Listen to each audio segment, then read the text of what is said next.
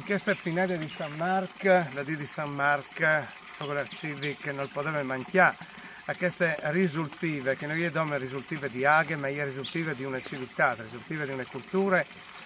che è la cultura fondante della nostra Mitteleuropa, della nostra Europa centrale, di che Europa che va da Donau all'Adriatico e che proprio de figure e de culture, de civiltà che San Marco l'ha trasferito, portata qui,